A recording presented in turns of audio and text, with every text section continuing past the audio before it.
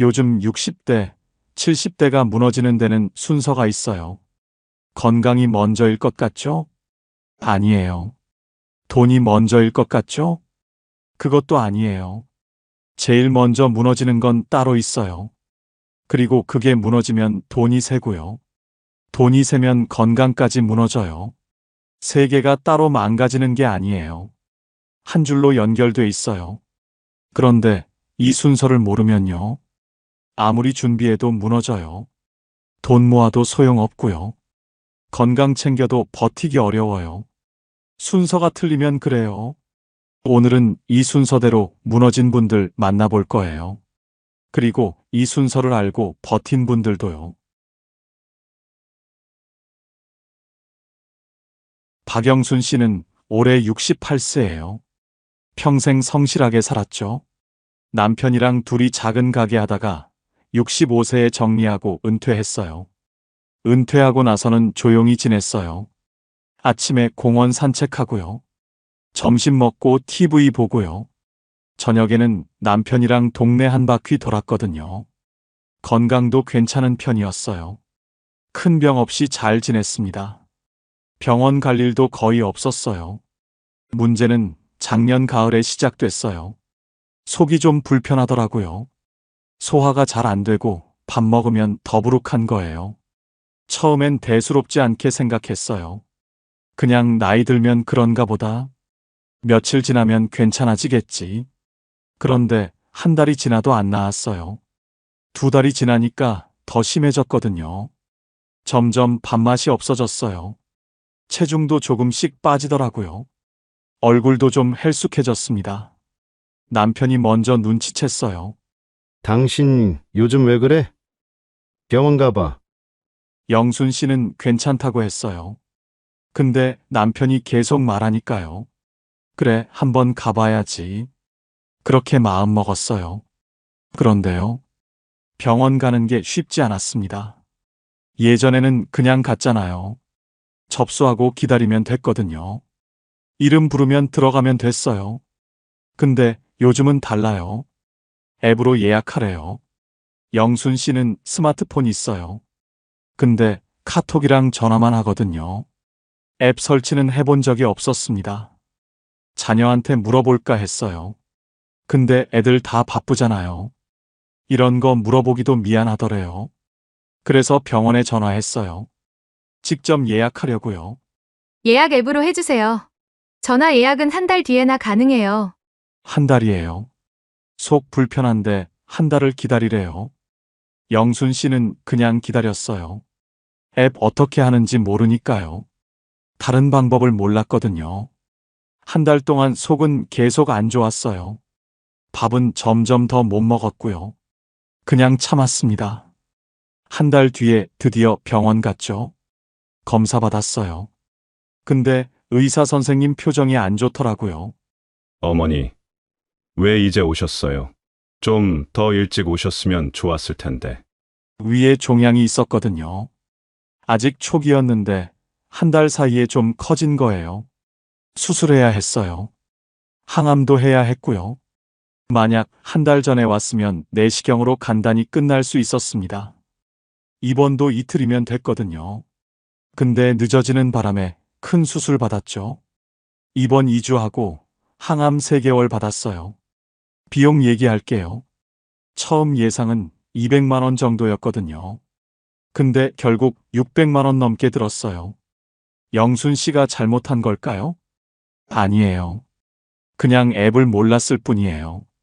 전화 예약이 한 달 뒤라서 기다린 것 뿐이거든요. 근데 그 한 달이요. 수술 크기를 바꿨고요. 치료비를 3배로 만들었습니다. 영순 씨는 나중에 이렇게 말했어요.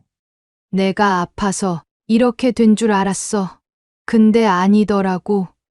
병원을 못 가서 이렇게 된 거야.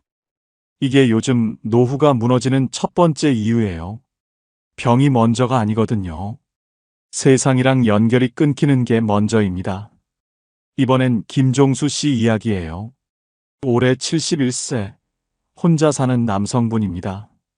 종수 씨는 40년 넘게 공장에서 일했어요. 기계 다루는 일이었거든요.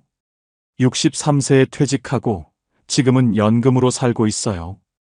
국민연금 98만 원 나와요. 많지 않죠. 근데 혼자 살다 보니 어떻게든 버텼습니다. 월세 35만 원 내고요. 공과금 내고 밥 해 먹으면 빠듯하긴 해도 지낼만 했어요. 가끔 모자라면 적금 조금씩 깨서 썼거든요. 그렇게 몇 년을 지냈어요. 문제는 종수 씨가 뭘 몰랐냐면요. 받을 수 있는 돈이 더 있었다는 거예요. 작년에 동네 복지관 갔다가 알게 됐습니다. 거기서 복지 상담을 받았거든요. 상담사가 물었어요. 어르신, 통신비 감면 받고 계세요? 통신비요? 그게 뭔데요? 종수 씨는 처음 듣는 얘기였어요. 기초연금 받는 65세 이상이면요. 통신비 월 1만 1천 원까지 감면받을 수 있거든요. 근데 통신사에 직접 신청해야 해요. 안 하면 그냥 전액 내는 겁니다. 종수 씨는 6년 동안 몰랐어요. 1만 1천 원 곱하기 72개월이면요. 약 80만 원이에요. 그것만이 아니었습니다. 상담사가 또 물었어요. 난방비 지원은요? 에너지 바우처 신청하셨어요? 그건 또 뭔데요?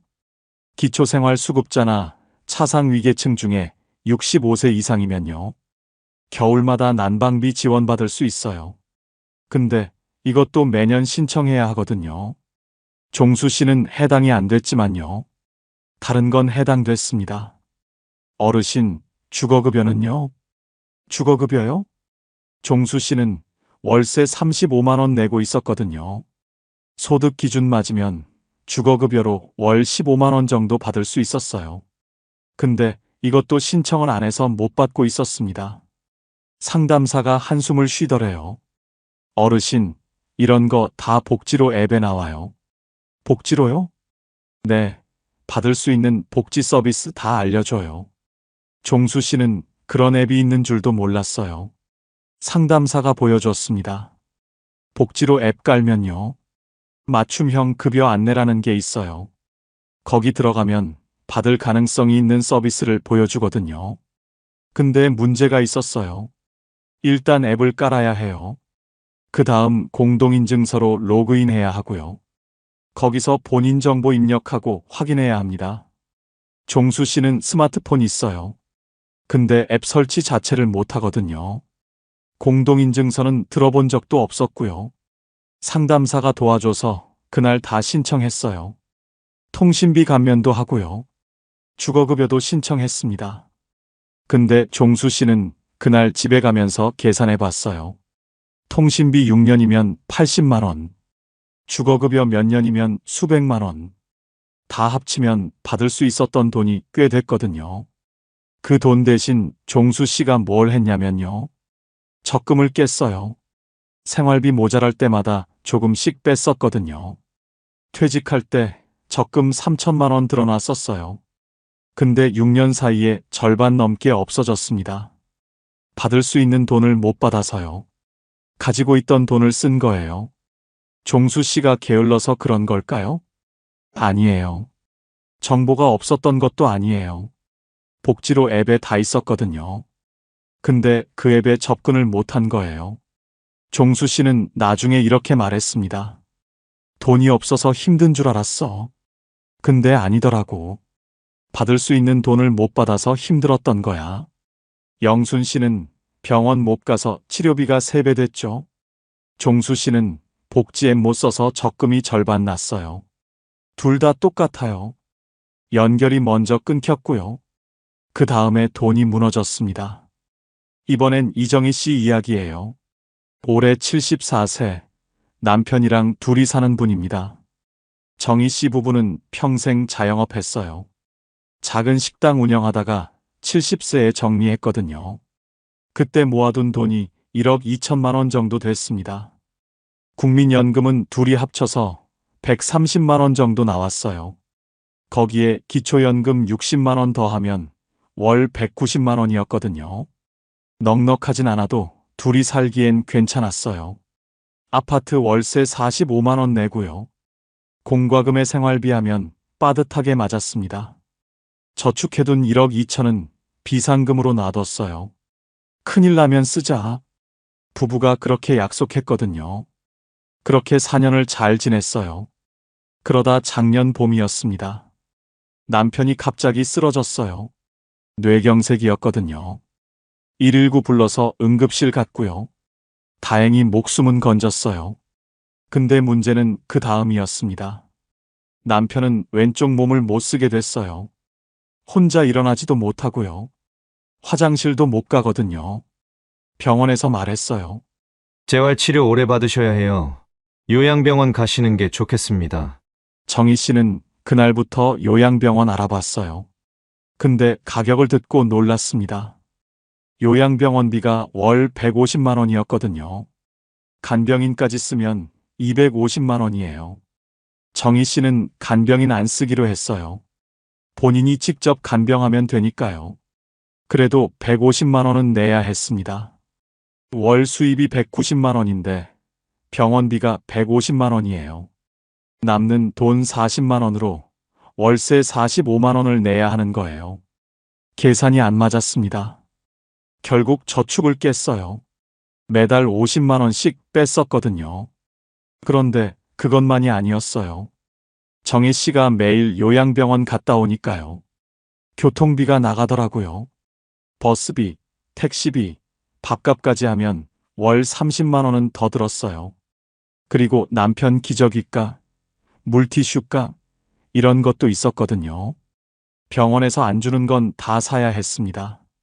한 달 생활비를 다시 계산해 봤어요.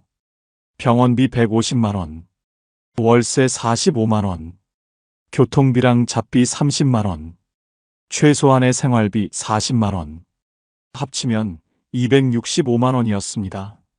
수입은 190만 원이니까 매달 75만 원씩 마이너스였어요. 정희 씨는 1년을 버텼어요. 75만 원 곱하기 12개월이면 900만 원이에요. 거기에 초기 병원비, 검사비, 이런저런 비용 더하면요. 1년 만에 1,500만 원 넘게 나갔습니다. 1억 2천만 원 있던 저축이요. 1년 만에 1억 원 아래로 떨어졌어요. 정희 씨는 밤마다 계산기를 두드렸어요. 이 속도면 몇 년 버틸 수 있을까? 5년? 6년? 남편이 언제 나을지도 모르고요. 본인 건강도 점점 안 좋아지는데요. 돈이 줄어드는 게 눈에 보이니까 잠이 안 오더래요. 정희 씨가 뭘 잘못한 걸까요? 저축을 적게 해서? 아니에요.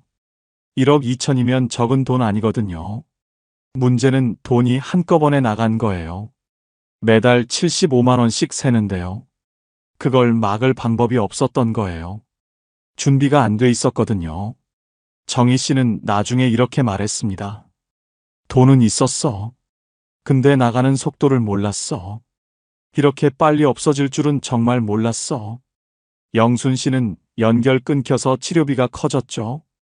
종수 씨는 연결 끊겨서 받을 돈을 못 받았고요. 정희 씨는 거기서 한 발 더 나갔어요. 돈이 한꺼번에 새기 시작하니까요. 아무리 모아놔도 버틸 수가 없었습니다. 이번엔 박상호 씨 이야기예요. 올해 69세, 아내랑 둘이 사는 분입니다. 상호 씨는 앞에 분들이랑 좀 달랐어요. 준비를 잘해둔 편이었거든요. 스마트폰도 잘 썼어요. 복지로 앱도 깔아놨고요. 병원 예약도 앱으로 했습니다. 연결이 끊기지 않았던 거예요. 돈도 괜찮았어요. 30년 다니던 회사에서 퇴직하고요. 퇴직금이랑 저축 합쳐서 2억 가까이 있었거든요. 국민연금도 월 150만 원 나왔습니다. 아내랑 둘이 계획도 세웠어요. 70대까지는 여행 다니고 80대부터 조심하자. 그렇게 얘기했거든요. 상호 씨는 자신 있었어요. 건강도 나쁘지 않았고요. 운동도 가끔 했으니까요. 문제는 작년 겨울에 생겼습니다. 아침에 일어나서 화장실 가는데요. 바닥이 미끄러웠어요. 전날 아내가 물 청소를 했거든요. 발이 미끄러지면서 넘어졌어요. 엉덩이를 바닥에 세게 부딪혔습니다. 순간 엄청 아팠어요. 근데 참을 만하더래요. 좀 있으면 괜찮아지겠지. 그렇게 생각했어요. 근데 일어나려는데 못 일어나는 거예요. 다리에 힘이 안 들어갔거든요. 119 불렀습니다. 병원 가서 검사하니까요. 고관절 골절이었어요. 의사가 말했어요. 수술하셔야 합니다. 나이가 있으셔서 회복이 오래 걸릴 수 있어요. 수술은 잘 됐어요. 근데 문제는 그 다음이었습니다. 재활을 해야 하는데요. 상호 씨가 의욕이 없더래요. 아파서 못하겠어. 내일 할게. 그러다 보니 재활 시기를 놓쳤어요. 한 달이 지나고 두 달이 지났는데요. 걷는 게 점점 더 힘들어졌거든요. 근육이 빠지니까 다리가 안 받쳐주는 거예요. 결국 지팡이 없이는 못 걷게 됐습니다. 집에서 생활이 어려워졌어요. 화장실 가는 것도 힘들고요. 계단은 아예 못 내려갔거든요. 아내 혼자 감당이 안 됐어요. 결국 요양원 얘기가 나왔습니다. 상호 씨는 펑펑 울었대요. 내가 왜 여기까지 왔나? 낙상 한 번에 이렇게 되다니. 지금 상호 씨는 요양원에 있어요. 아내가 매일 면회 오고요. 재활 치료받고 있지만 회복이 더디다고 합니다. 상호 씨가 뭘 잘못한 걸까요? 연결은 잘 돼 있었어요. 돈도 충분했고요. 계획도 있었습니다.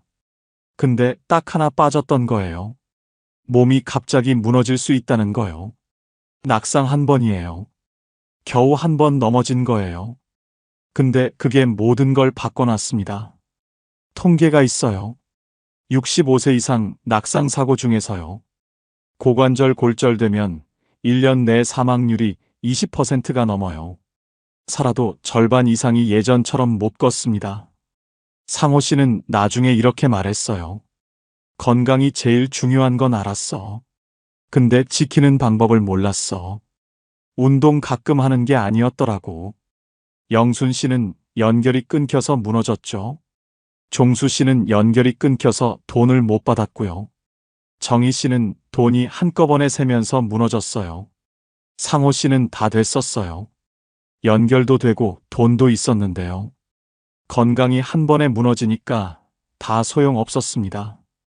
이번엔 조금 다른 이야기예요. 최영자 씨와 남편 이야기입니다. 영자 씨는 올해 72세예요. 남편은 75세고요. 둘이 아파트에서 살고 있어요. 이 부부도 다른 분들이랑 상황이 비슷했어요. 남편이 다니던 회사에서 62세에 퇴직했고요. 퇴직금이랑 저축 합쳐서 1억 5천만 원 정도 있었거든요. 국민연금은 둘이 합쳐서 160만 원 정도 나왔어요. 재산이 많진 않아서 기초연금도 일부 받을 수 있었거든요. 그래서 한 달에 200만 원 조금 넘는 수준으로 생활하고 있었습니다. 근데 이 부부는 지금까지 괜찮아요. 5년째 안정적으로 살고 있거든요. 저축도 거의 안 깨고 버티고 있습니다. 뭐가 달랐을까요? 영자 씨 부부는 퇴직하고 나서 동네 복지관에 다녔어요. 거기서 스마트폰 교육을 받았거든요. 처음엔 귀찮았대요. 이 나이에 무슨 스마트폰이야? 남편이 그랬다고 해요. 근데 영자 씨가 끌고 갔어요. 같이 배우자. 나중에 필요할 거야. 그렇게 6개월 동안 복지관 다녔습니다. 카카오톡 보내는 것부터 시작했어요. 그 다음 앱 설치하는 법 배웠고요. 병원 예약 앱, 복지로 앱, 은행 앱까지 배웠거든요. 처음엔 어려웠어요. 근데 한 번 배우니까 되더래요. 지금은 남편도 혼자서 다 해요.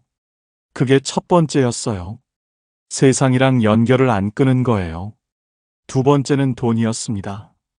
영자 씨 부부는 퇴직하고 나서 통장을 3개로 나눴어요. 복지관에서 노후 재무 교육 들었을 때 배운 거거든요. 첫 번째 통장은 생활비예요. 매달 쓰는 돈만 넣어두는 거예요. 월세, 공과금, 식비 이런 거요. 두 번째 통장은 의료비예요. 1년에 쓸 병원비를 미리 빼놓는 거예요. 검진비, 약가, 예상 못한 치료비까지 여기서 쓰거든요. 세 번째 통장은 비상금이에요. 큰일 날 때만 쓰는 돈이에요. 이건 웬만하면 안 건드리기로 했습니다. 이렇게 나눠 놓으니까 좋더래요. 돈이 어디서 나가는지 보이거든요.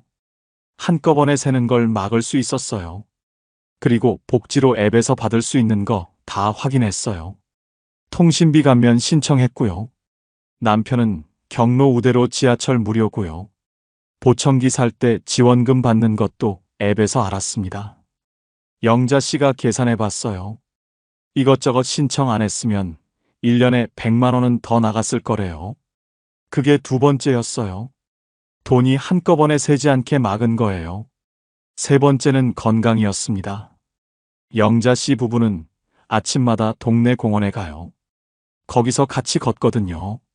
비 오는 날 빼고는 매일 30분씩 걸어요. 그리고 복지관에서 낙상 예방 운동도 배웠어요. 균형 잡는 운동이에요.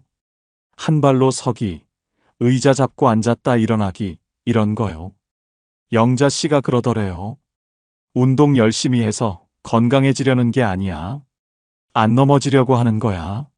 상호 씨처럼 낙상 한 번에 무너지면 끝이니까요. 그걸 막으려고 매일 하는 거래요. 그게 세 번째였어요. 건강이 갑자기 무너지지 않게 관리한 거예요. 영자 씨 부부가 특별히 돈이 많았던 건 아니에요. 다른 분들이랑 비슷했어요. 근데 5년째 버티고 있어요. 저축도 거의 그대로고요. 건강도 아직 괜찮습니다. 뭐가 달랐냐면요. 순서를 알았던 거예요. 첫 번째, 세상이랑 연결을 안 끊었어요. 두 번째, 돈이 한꺼번에 새지 않게 막았어요. 세 번째, 건강이 갑자기 무너지지 않게 관리했어요. 영자 씨는 이렇게 말했어요. 특별한 거 없어. 그냥 순서대로 한 거야. 연결부터 챙기고, 돈 관리하고, 건강은 꾸준히. 이 순서가 맞더라고. 앞에서 만난 분들은 이 순서를 몰랐어요. 아니, 순서가 있는지도 몰랐죠. 영자 씨 부부는 알았어요. 그래서 버틸 수 있었습니다. 지금까지 5분 이야기를 들으셨어요. 영순 씨는 68세였죠. 앱을 몰라서 병원 예약을 못했어요. 한 달 늦어진 게 치료비를 3배로 만들었습니다. 종수 씨는 71세였어요. 복지로 앱을 몰라서 받을 수 있는 돈을 못 받았거든요. 6년 동안 놓친 돈이 수백만 원이었습니다. 정희 씨는 74세였죠. 남편이 갑자기 쓰러지면서 돈이 한꺼번에 새기 시작했어요. 1년 만에 저축 1,500만 원이 나갔습니다. 상호 씨는 69세였어요. 연결도 잘 되고 돈도 있었는데요. 낙상 한 번에 요양원까지 가게 됐거든요. 그리고 영자 씨 부부가 있었죠. 비슷한 상황이었는데 5년째 버티고 있어요. 저축도 거의 안 깨고요. 이 5사례를 보면요. 공통점이 보여요. 무너진 분들은 다 순서가 있었어요. 그냥 한꺼번에 무너진 게 아니었거든요. 영순 씨를 보세요. 먼저 세상이랑 연결이 끊겼어요. 앱을 못 쓰니까 병원을 못 갔죠. 그 다음에 치료비가 커졌어요. 돈이 새기 시작한 거예요. 종수 씨도 마찬가지였습니다. 복지 앱에 연결이 안 되니까요. 받을 수 있는 돈을 몰랐어요. 그래서 적금을 깨게 됐거든요. 정희 씨는 남편이 쓰러지면서요. 돈이 한꺼번에 새기 시작했어요. 막을 준비가 안 돼 있었거든요. 상호 씨는 연결도 되고 돈도 있었어요. 근데 건강이 갑자기 무너지니까요. 다 소용 없어졌습니다. 반대로 영자 씨 부부는요. 연결부터 챙겼어요. 스마트폰 배우고 앱 깔았거든요. 그 다음 돈 관리했어요. 통장 3개로 나눠서 세는 걸 막았고요.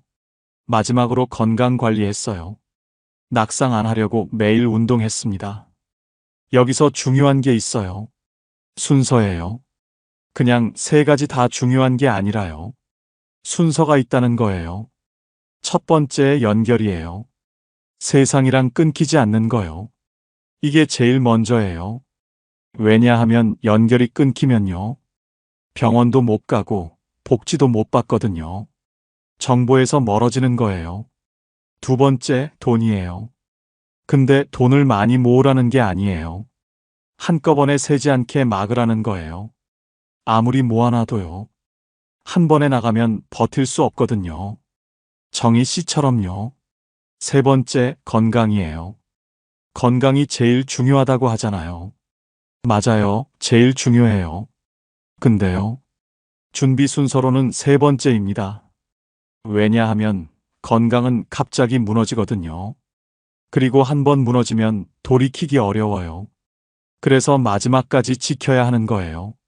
상호 씨 기억하시죠? 연결 잘 되고 돈 있었는데요. 낙상 한 번에 다 무너졌어요. 건강이 제일 중요하지만요. 가장 마지막까지 남겨야 하는 거예요. 그래야 오래 가거든요. 정리할게요. 요즘 노후는 이 순서로 무너져요. 첫 번째, 연결이 끊겨요. 두 번째, 돈이 새기 시작해요. 세 번째, 건강이 무너져요. 그래서 준비도 이 순서로 해야 해요. 첫 번째, 세상이랑 끊기지 않는 준비. 두 번째, 돈이 한꺼번에 새지 않게 하는 준비. 세 번째, 건강이 마지막까지 버티게 하는 준비. 이 순서 기억하세요. 연결, 돈, 건강. 이 순서예요.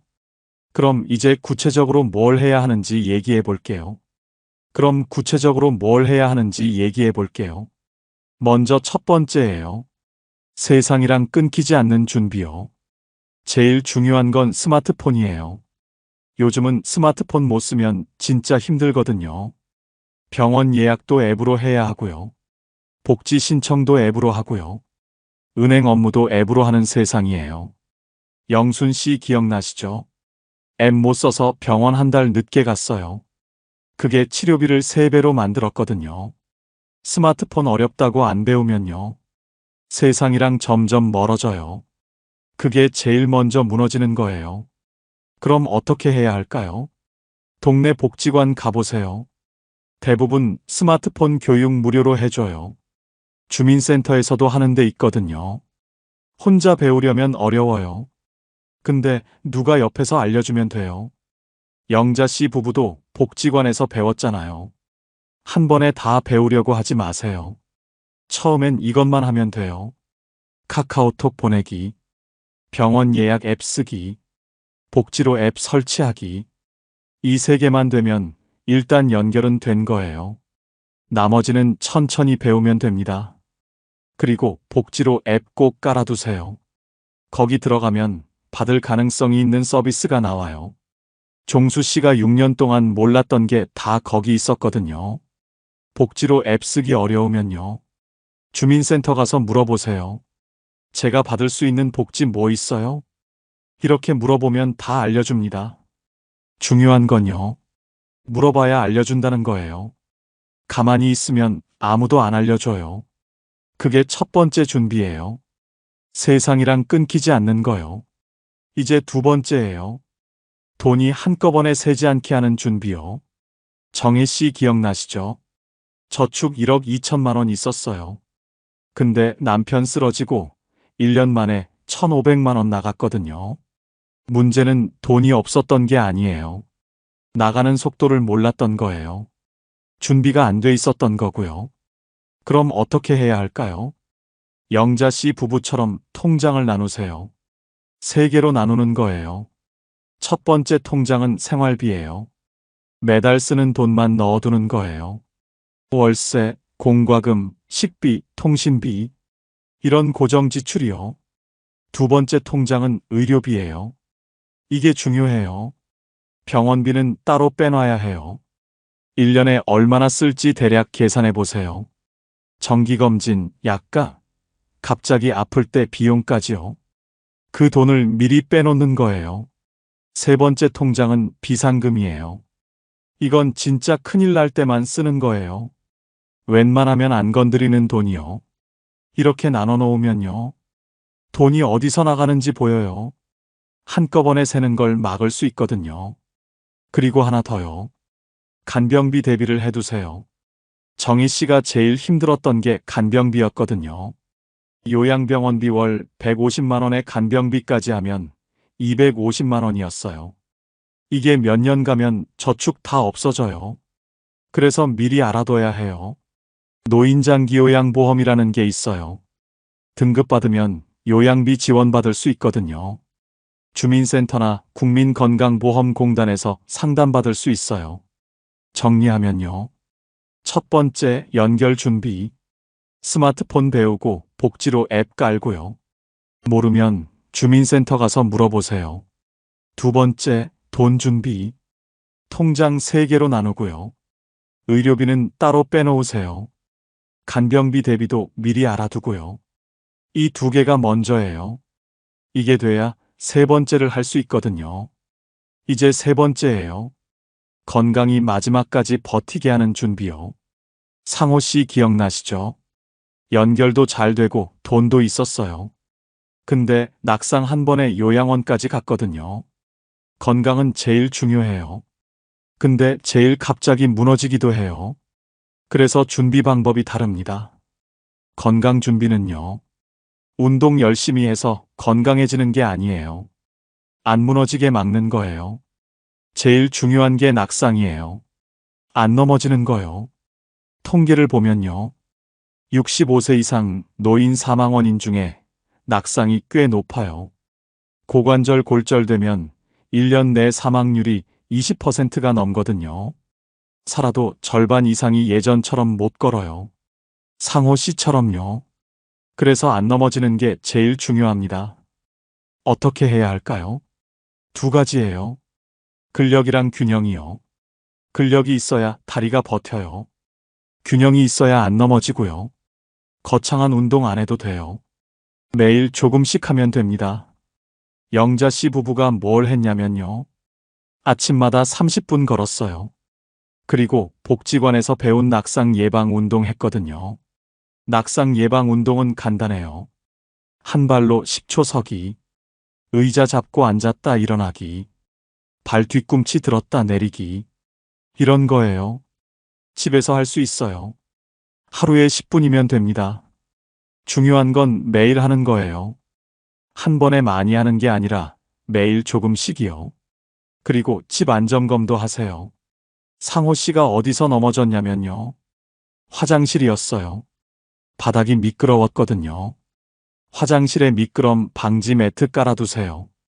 손잡이도 달아두면 좋고요. 문턱 높은 데는 조심하세요. 낙상 사고 대부분이 집 안에서 일어나요. 밖이 아니라 집이에요. 그래서 집 안점검이 중요합니다. 그게 세 번째 준비예요. 건강이 갑자기 무너지지 않게 막는 거요. 이제 마지막이에요. 이게 제일 중요할 수도 있어요. 가족이랑 미리 정해두는 거요. 나중엔 누가 돌볼 건지, 비용은 누가 낼 건지, 어디서 살 건지, 이런 거 미리 안 정해두면요. 나중에 반드시 싸워요. 진짜예요. 주변에서 많이 봤을 거예요. 부모님 아프시면 자녀들끼리 싸우는 거요. 내가 모셔라. 왜 나만 해야 해? 돈은 누가 낼 건데? 이런 얘기 나오면 가족 사이가 멀어져요. 부모님은 더 힘들어지고요. 그래서 미리 정해둬야 해요. 힘들 때 정하려면 싸우거든요. 괜찮을 때 정해야 합니다. 뭘 정해야 하냐면요. 첫째, 돌봄이에요. 나중에 거동이 불편해지면 누가 돌볼 건지, 자녀가 할 건지, 요양보호사 쓸 건지, 요양원 갈 건지. 둘째, 비용이에요. 돌봄 비용은 누가 낼 건지, 본인 저축으로 할 건지, 자녀가 나눌 건지. 셋째, 장소예요. 어디서 살 건지, 집에서 계속 살 건지, 자녀 집으로 갈 건지, 시설로 갈 건지. 이 3가지를 가족이랑 얘기해 보세요. 명절에 모였을 때 한번 꺼내보는 거예요. 무겁게 말고요. 우리 나중 얘기 한번 해보자. 이 정도로 시작하면 됩니다. 그리고 가능하면 문서로 남겨두세요. 말로만 하면 나중에 그때 그렇게 말 안 했어 이러거든요. 간단하게라도 적어두면 좋아요. 정리할게요. 세 번째, 건강 준비. 매일 조금씩 운동하고요. 낙상 안 하게 집 안점검하세요. 그리고 가족이랑 미리 정해두세요. 돌봄, 비용, 장소. 이 세 가지요. 힘들 때 정하면 싸워요. 괜찮을 때 정해야 합니다. 이게 마지막 준비예요. 다시 한번 정리하면요. 첫 번째, 세상이랑 끊기지 않는 준비. 두 번째, 돈이 한꺼번에 새지 않게 하는 준비. 세 번째, 건강이 마지막까지 버티게 하는 준비. 그리고 가족이랑 미리 정해두기. 이 순서 기억하세요. 연결, 돈, 건강. 그리고 가족. 요즘 노후는 한꺼번에 무너지지 않아요. 순서가 있거든요. 먼저 세상이랑 연결이 끊겨요. 그러면 병원도 못 가고 복지도 못 받아요. 정보에서 멀어지는 거예요. 그 다음 돈이 새기 시작해요. 치료비가 커지고 받을 돈은 못 받고요. 저축이 줄어들기 시작합니다. 마지막으로 건강이 무너져요. 한번 무너지면 돌이키기 어렵거든요. 그래서 준비도 이 순서로 해야 해요. 첫 번째, 세상이랑 끊기지 않는 준비. 스마트폰 배우고 복지로 앱 깔아두세요. 모르면 주민센터 가서 물어보면 됩니다. 두 번째, 돈이 한꺼번에 새지 않게 하는 준비. 통장 나눠서 관리하고요. 의료비는 따로 빼놓으세요. 세 번째, 건강이 마지막까지 버티게 하는 준비. 매일 조금씩 운동하고요. 낙상 안 하게 집 안점검하세요. 그리고 가족이랑 미리 정해두세요. 돌봄, 비용, 장소. 힘들 때 정하면 싸워요. 괜찮을 때 정해야 합니다. 늙는 건 피할 수 없어요. 누구나 나이 들거든요. 근데 무너지는 순서는 바꿀 수 있어요. 준비하면 됩니다. 연결, 돈, 건강. 이 순서 기억하세요. 오늘 영상이 도움이 되셨다면요. 주변에 부모님 계신 분들께 공유해 주세요. 혼자 사시는 어르신께 보내드려도 좋고요. 구독이랑 좋아요도 눌러주시면 감사하겠습니다. 그럼 다음 영상에서 뵐게요. 지금 괜찮으신가요? 아니요. 지금이 제일 위험합니다. 병원비가 아니라 다른 데서 셉니다. 조용히, 꾸준히, 크게. 한 달, 두 달, 세 달. 달력은 그대로인데 잔고가 달라집니다. 우린 아직 멀었지. 그 생각이 가장 비쌉니다. 하지만 오늘 막을 수 있습니다. 준비하면 달라집니다. 이 영상에서 당장 바꿀 한 가지, 놓치면 안 될 한 가지를 드립니다. 편하진 않지만 끝까지 보시면 오늘 밤 해야 할 일이 분명해집니다. 지금 시작합니다. 전주 69세 정미옥 씨는 요즘 산책길에서 마음이 무거워집니다. 예전에는 아이들이 뛰어노는 소리가 더 많았는데 이제는 지팡이를 짚은 어르신, 휠체어를 밀고 가는 노인들이 눈에 더 자주 띄는 겁니다. 앞으로 10년은 지금보다 훨씬 빠르고 무겁습니다. 정미옥 씨는 그렇게 중얼거렸습니다.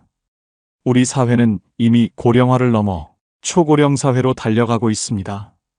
2024년 현재 65세 이상 인구는 전체의 약 18%, 불과 몇 년 뒤면 20%를 넘어설 것이 확실합니다. 즉, 5명 중 1명이 노인인 사회가 되는 겁니다. 문제는 속도입니다. 불과 10년 전만 해도 마을 노인정에 모이는 어르신은 동네 어른 몇 분 정도에 불과했습니다. 하지만 지금은 다릅니다. 노인정마다 사람이 꽉 차고 경로당 증축 요구가 나올 정도입니다. 이렇게 빠른 변화는 단순한 인구 비율 문제가 아니라 생활 곳곳에서 체감됩니다. 병원 대기실에 가보면 10명 중 6명에서 7명은 65세 이상입니다. 동네 약국에서 가장 많이 나가는 약은 고혈압 약과 당뇨약입니다. 시장에 가면 노인들이 손수레를 끌고 장을 보는 모습이 흔합니다. 버스 안에서는 무임승차하는 노인들이 전체 승객의 절반 가까이를 차지하기도 합니다. 이런 풍경은 앞으로 더 뚜렷해집니다. 통계청은 2035년이면 노인 비율이 30%에 도달한다고 전망합니다. 즉, 3명 중 1명이 노인이 되는 겁니다. 노인의 수가 많아진다는 건 단순히 숫자가 늘어난다는 뜻이 아닙니다. 병원비가 더 늘고 연금 수급자가 더 많아지고 돌봄 수요가 폭증한다는 의미입니다. 그리고 이 모든 비용은 결국 사회 전체가 그리고 각 가정이 함께 감당해야 합니다. 정미옥 씨는 동네 친구들과 이런 이야기를 나눈 적이 있습니다. 옛날에는 우리도 부모님 부양한다고 힘들다 했잖아. 근데 우리 세대는 부모도 모시고 우리도 늙고 애들마저 줄어드니 더 힘들어질 거야. 그 말에 모두가 고개를 끄덕였습니다. 자식은 줄어들고 평균 수명은 늘어나고 노인은 많아지는데 이들을 책임질 사회적 자원은 한정돼 있기 때문입니다. 실제 노후 위기는 여기서 출발합니다. 병원에 가면 순번 대기가 길어지고 요양원 자리는 부족해지고 간병인 인건비는 오르고 국민연금은 점점 불안해집니다. 즉, 개인이 아무리 열심히 준비한다 해도 사회 전체가 늙어가면 비용과 부담이 기하급수적으로 늘어난다는 겁니다. 정미옥 씨가 중얼거린 그 말. 앞으로 10년은 지금보다 훨씬 빠르고 무겁습니다. 이것은 단순한 푸념이 아니라 우리 모두가 마주해야 할 현실입니다. 정리하자면 노후의 위기는 개인의 문제가 아니라 사회 전체의 구조적 변화에서 옵니다. 그리고 이 거대한 흐름 속에서 살아남으려면 지금부터 준비하지 않으면 안 된다는 사실입니다. 경북 구미에 사는 74세 이명자 할머니는 남편을 요양원에 모셨습니다. 집에서 돌보는 게 더 이상 불가능했기 때문입니다. 처음 상담에서 들었던 말은 단순했습니다. 등급을 받으셨으니 본인 부담금 월 60만 원 정도면 됩니다. 순간 안도했습니다. 그 정도라면 충분히 감당할 수 있으리라 생각했기 때문입니다. 하지만 생활은 계산서처럼 단순하지 않았습니다. 기본 식비 하루 10,000원, 한 달이면 30만 원. 입맛을 잃은 남편을 위해 간식을 챙기면 10만 원이 더 들었습니다. 기저귀, 물티슈, 로션 같은 생활용품 20만 원, 많게는 30만 원. 거기에 미용비, 세탁비, 외출 비용까지 더해지니 어느새 한 달 120만 원이 기본이 되었습니다. 문제는 여기서 끝이 아니었습니다. 상태가 악화되자 개인 간병인을 붙여야 했습니다.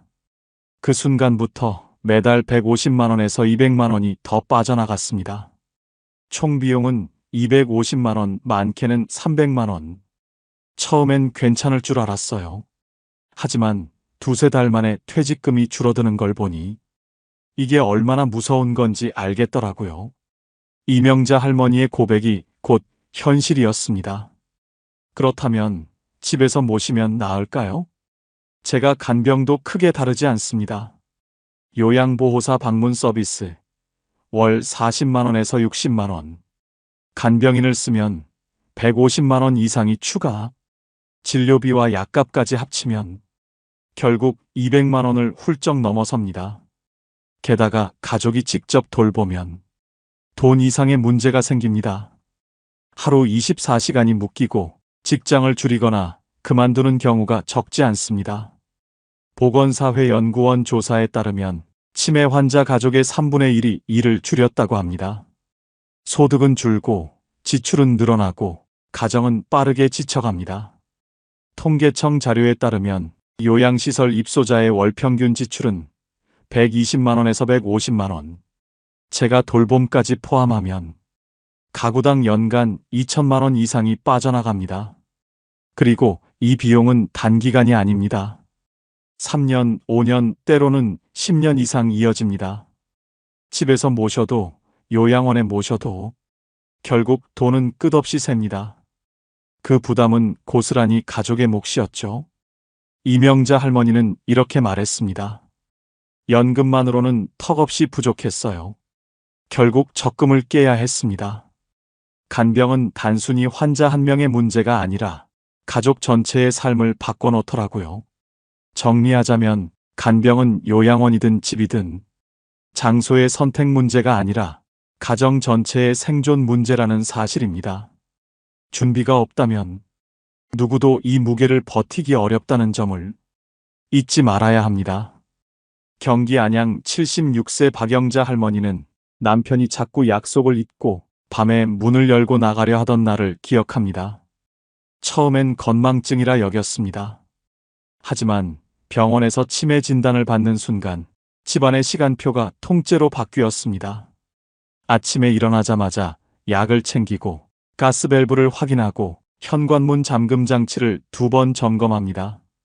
낮에는 계속 곁을 지키고 잠깐 비울 땐 이웃에게 연락을 남기고 손목 위치 추적 장치를 확인합니다. 밤이면 더 긴장의 시간이 시작됩니다. 뒤척이는 소리에 번쩍 깨고 화장실을 오갈 때마다 넘어지지 않도록 길을 비우고 야간등을 켭니다. 치매는 남의 집 이야기가 아닙니다. 65세 이상 10명 중 1명이 치매를 겪고 75세가 넘으면 5명 중 1명 수준까지 늘고 80세가 되면 3명 중 1명이 치매 환자입니다.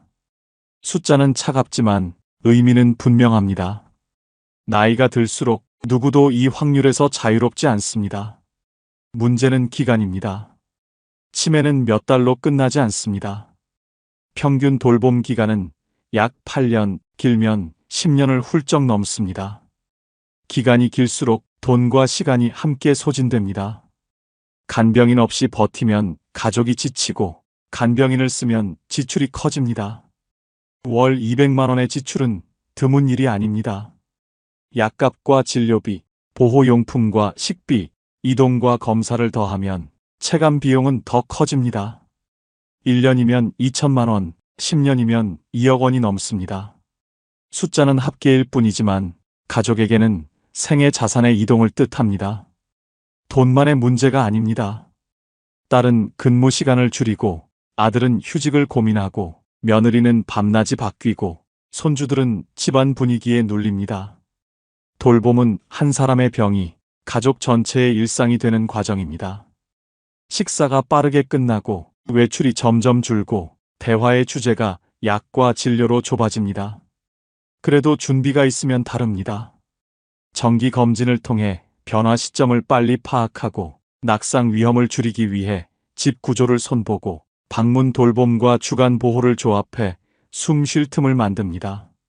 가족 역할을 나누고 돌봄 시간표를 만들고 비상 연락망을 붙이고 문서로 의사결정을 정리합니다. 재정은 별도 라인으로 관리합니다. 간병 비급여 소모품을 한 묶음으로 예산화하고 현금성 자산 비중을 올리고 필요시 주택연금 같은 옵션을 검토합니다. 정리하자면 치매는 한 사람의 병이 아니라 가족 전체를 흔드는 장기 사건입니다.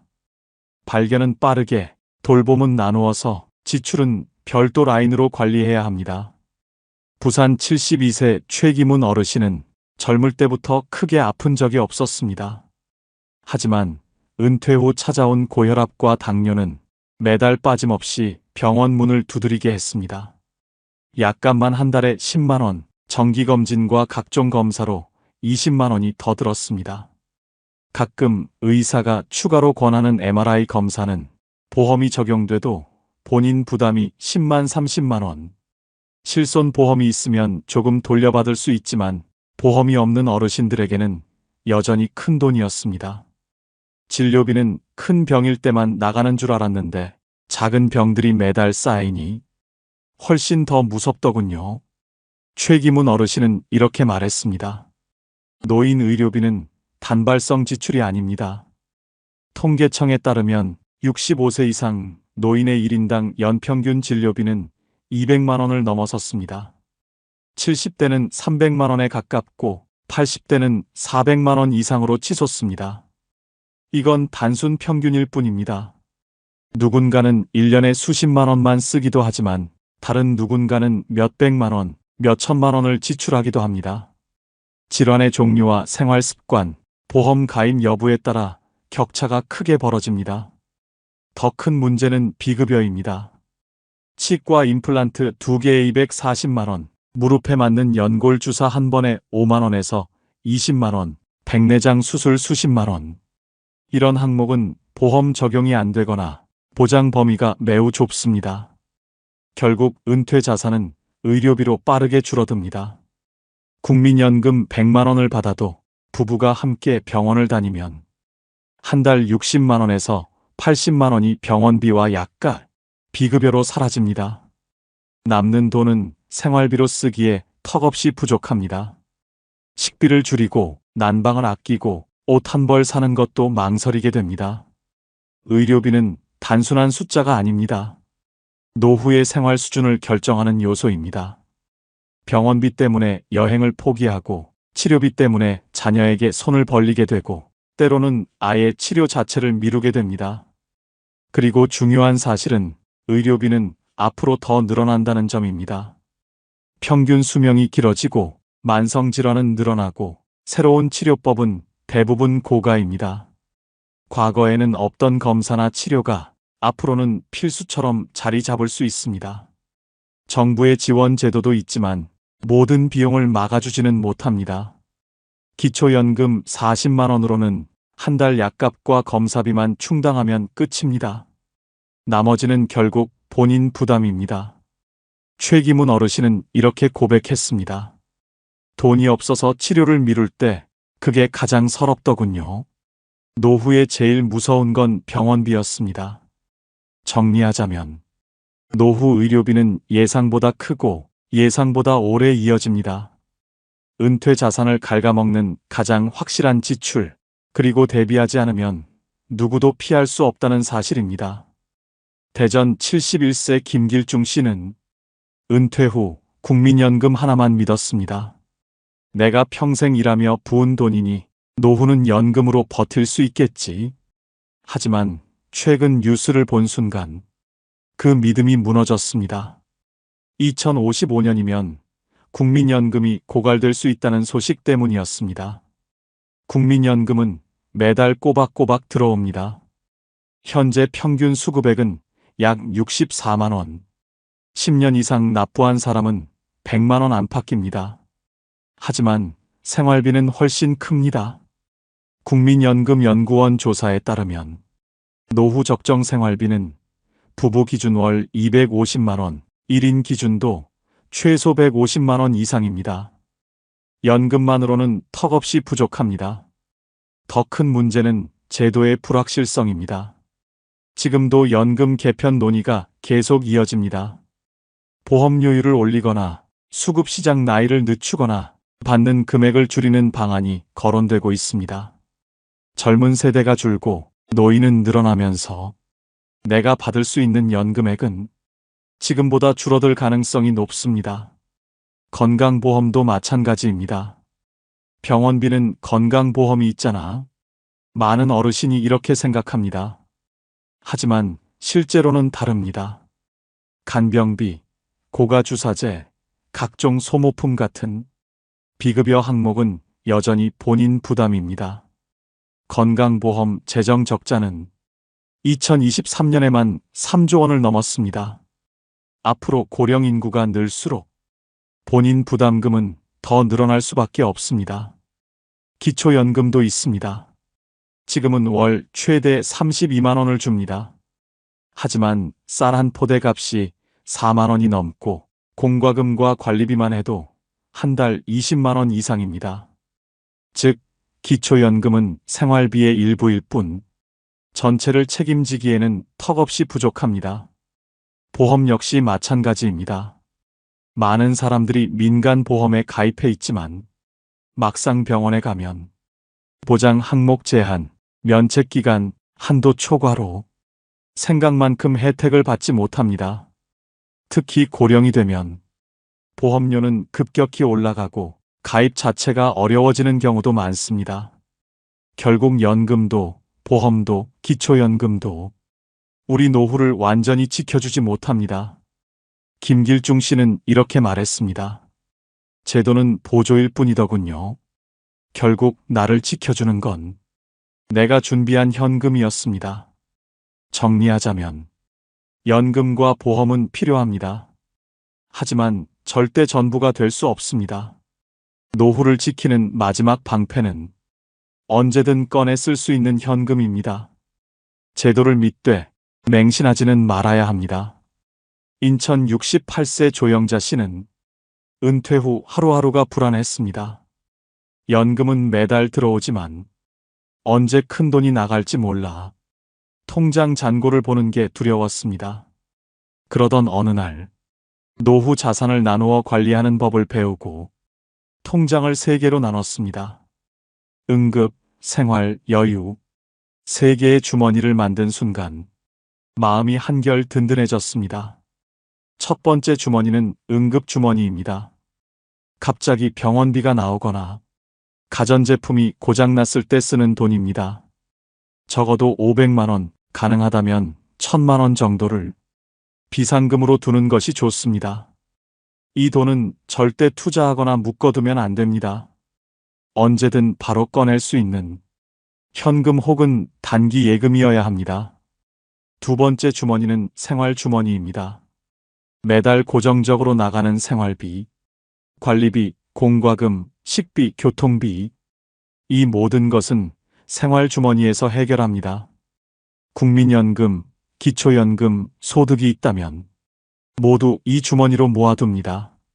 이때 중요한 건 한 달에 얼마가 꼭 필요한지 정확히 계산해 두는 것입니다.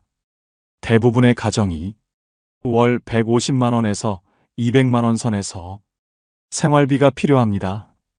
이 액수를 기준으로 생활 주머니를 유지해야 합니다. 세 번째 주머니는 여유 주머니입니다. 말 그대로 즐기기 위한 돈입니다. 여행, 취미, 손주 용돈, 인생의 즐거움을 위한 자금이 바로 여기서 나갑니다. 많은 분들이 노후에는 아끼는 것만이 답이라고 생각합니다. 하지만 그렇지 않습니다. 적당한 여유가 있어야 삶이 지치지 않고 돈 관리도 오래 갑니다. 여유 주머니는 크지 않아도 괜찮습니다. 연 100만 원에서 200만 원만 준비해도 충분히 소소한 행복을 누릴 수 있습니다. 조영자 씨는 이렇게 말했습니다. 전에는 돈이 한데 섞여 있어서 어디에 얼마나 써야 할지 몰랐습니다. 그런데 통장을 3개로 나누고 나니 마음이 안정되고 쓸 때도 죄책감이 줄더군요. 전문가들도 강조합니다. 노후 재정은 금액보다 구조가 중요하다고. 통장을 3개로 나누면 돈이 흘러가는 방향이 보이고 불필요한 지출을 막을 수 있습니다. 특히 응급 주머니가 있으면 예상치 못한 병원비에도 당황하지 않고 대응할 수 있습니다. 정리하자면 노후 자산 관리의 핵심은 얼마나 모았느냐가 아니라 어떻게 나누고 쓰느냐입니다. 돈은 모양이 아니라 도달성이 중요합니다. 즉, 언제든 꺼내 쓸 수 있는 구조가 가정을 지키는 힘이 됩니다. 수원 72세 이만수 씨는 은퇴 후 가진 자산이라곤 30년 넘게 살아온 집 한 채뿐이었습니다. 연금도 적고 모아둔 예금도 거의 없는 상황. 집을 팔아야 할지 그냥 버텨야 할지 밤마다 고민이 이어졌습니다. 집은 있는데 현금이 없으니 사는 게 너무 불안했어요. 우리나라 노인의 가장 큰 특징은 자산은 부동산에 묶여 있다는 점입니다. 통계청 조사에 따르면 65세 이상 노인의 자산 중 70% 이상이 집과 토지 같은 부동산입니다. 반대로 현금이나 금융 자산은 30%도 되지 않습니다. 즉, 집이 있더라도 생활비로 바로 쓸 수 없는 경우가 많다는 뜻입니다. 이럴 때 활용할 수 있는 방법이 있습니다. 바로 주택연금입니다. 주택연금은 집을 담보로 맡기고 평생 매달 일정액을 받는 제도입니다. 예를 들어 시가 3억 원 아파트를 가진 부부가 만 70세에 주택연금을 신청하면 매달 약 90만 원에서 100만 원을 평생 받을 수 있습니다. 집을 팔지 않고도 현금 흐름을 만들 수 있다는 게 장점입니다. 또 다른 방법은 다운사이징입니다. 큰 집을 팔고 작은 집으로 옮기면서 차액을 현금으로 확보하는 방식입니다. 예를 들어 5억 원 아파트를 팔고 2억 원대 소형 아파트나 빌라로 옮긴다면 차액 3억 원을 확보할 수 있습니다. 이 돈을 예금이나 채권에 넣어두면 노후 생활비로 안정적으로 쓸 수 있습니다. 전세에서 월세로 바꾸는 방법도 있습니다. 예를 들어 보증금 1억 원 전세에 살던 사람이 보증금 3천만 원에 월세 30만 원으로 옮기면 남는 7천만 원을 현금으로 확보할 수 있습니다. 물론 매달 월세가 나가 부담이 될 수 있습니다. 하지만 손에 쥔 현금이 있으면 응급 상황이나 병원비에 즉시 대응할 수 있습니다. 이만수 씨도 결국 결단을 내렸습니다. 주택연금에 가입한 겁니다. 매달 100만 원 가까운 연금이 나오자 생활이 한결 안정됐습니다. 이제는 통장에 고정적으로 돈이 들어오니 숨이 좀 트입니다. 집은 팔지 않아도 생활비가 나오는 자산이더군요. 전문가들은 한 목소리로 말합니다.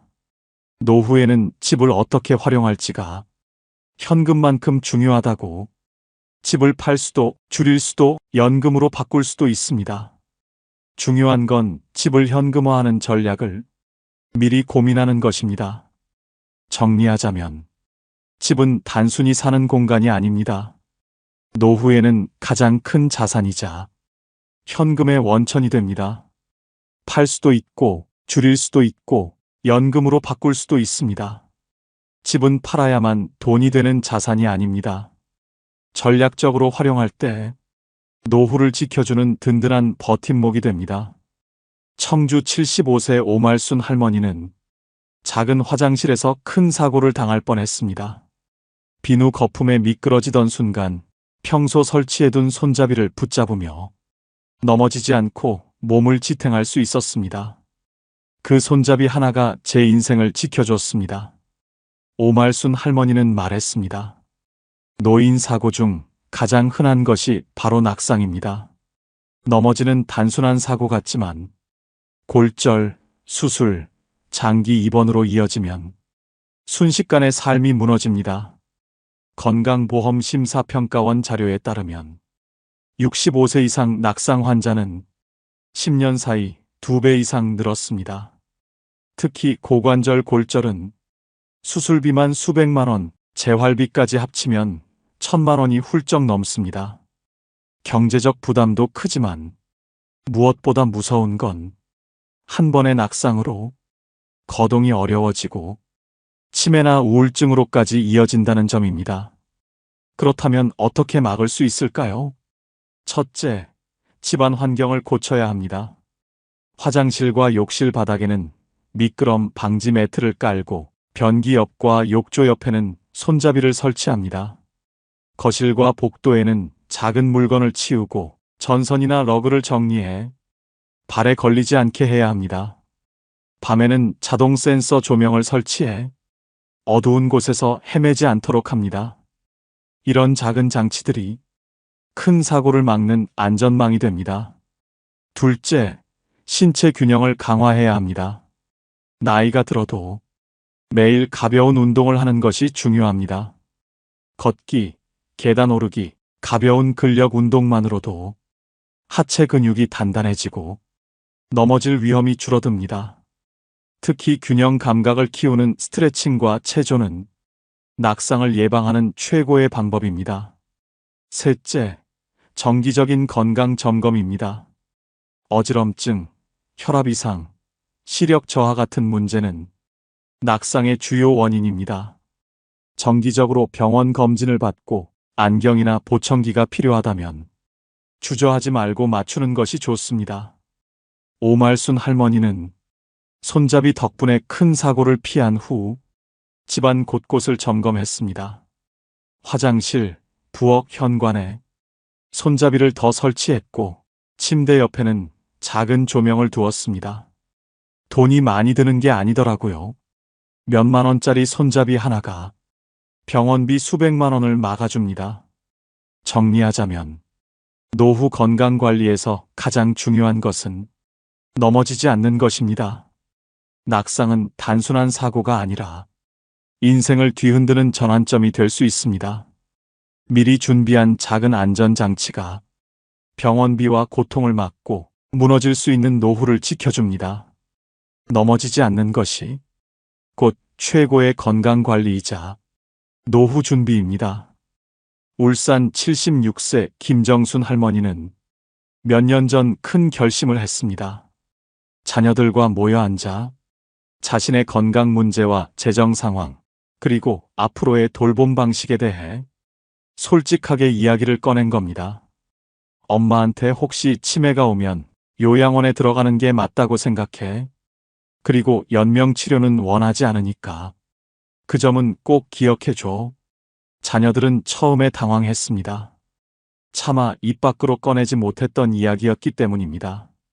하지만 막상 대화를 나누고 나니 마음이 훨씬 가벼워졌다고 합니다. 우리 사회에서는 돌봄과 죽음에 대한 이야기를 불편해하며 피하는 경우가 많습니다. 그런 얘기 꺼내면 불길하다. 괜히 자식들 힘들게 한다. 하지만 회피한다고 상황이 바뀌지 않습니다. 오히려 아무런 준비 없이 위기가 닥치면 가족들은 더 큰 혼란에 빠집니다. 사전 연명 의료 의향서라는 제도가 있습니다. 무의미한 연명 치료를 원하지 않을 경우 미리 문서로 남겨두는 방법입니다. 호흡기 삽관, 인공투석, 심폐소생술 같은 큰 결정을 가족에게 떠넘기지 않기 위해서죠. 보건복지부 통계에 따르면 사전 연명 의료 의향서를 작성한 어르신들은 응급실이나 중환자실에서 겪는 갈등이 70% 이상 줄어든다고 합니다. 돌봄 방식도 미리 상의해야 합니다.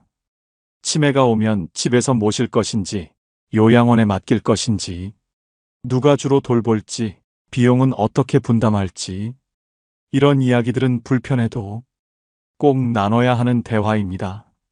가족끼리 합의가 되어 있으면 갈등이 훨씬 줄어들고 돌봄 부담이 균등하게 나눠집니다. 재정 상황도 솔직히 말하는 게 필요합니다. 우리 집에 남은 돈은 이 정도다. 당분간은 큰 문제 없지만 병원비가 늘면 어려워질 수 있다.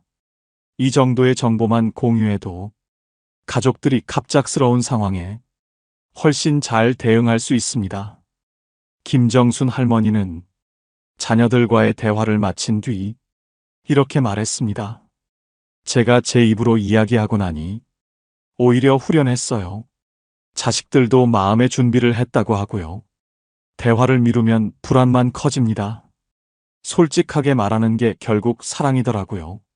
정리하자면 가족과의 대화는 불편함을 피하는 일이 아니라 가정을 지키는 가장 확실한 준비입니다.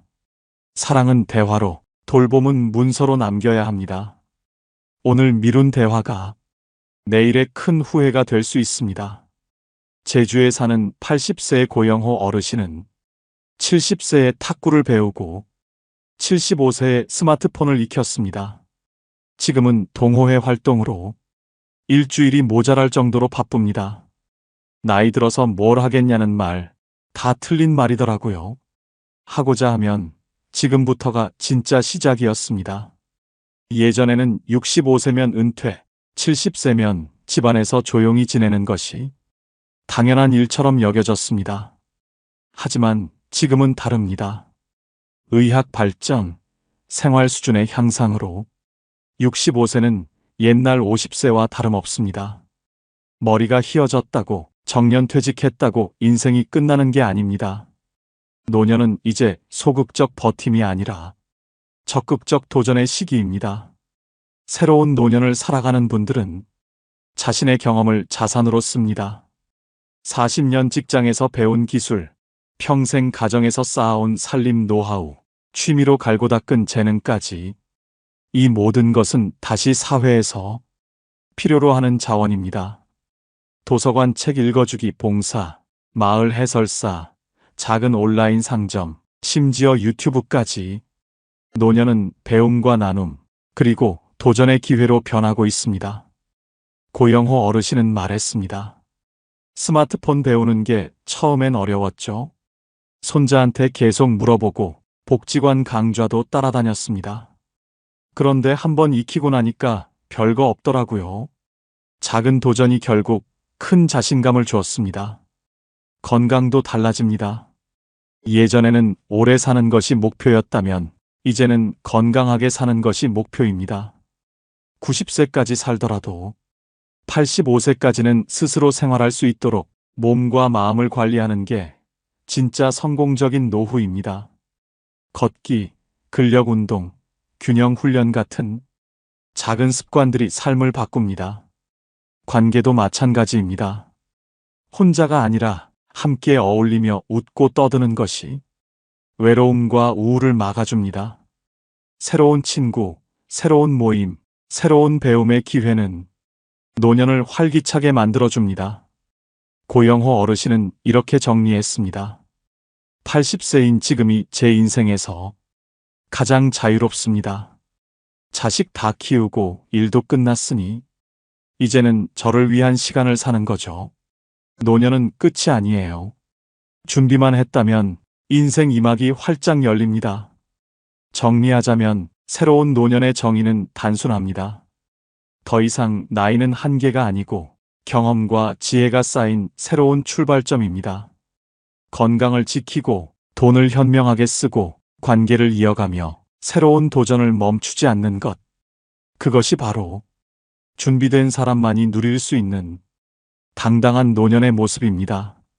오늘의 이야기는 무겁지만 동시에 희망도 있었습니다. 건강, 돈, 그리고 가족과의 대화. 이 세 가지만 준비해도 노후는 훨씬 달라질 수 있습니다. 여러분은 어떻게 준비하고 계신가요? 댓글로 나눠주시면 누군가의 내일을 지켜주는 힘이 될 것입니다.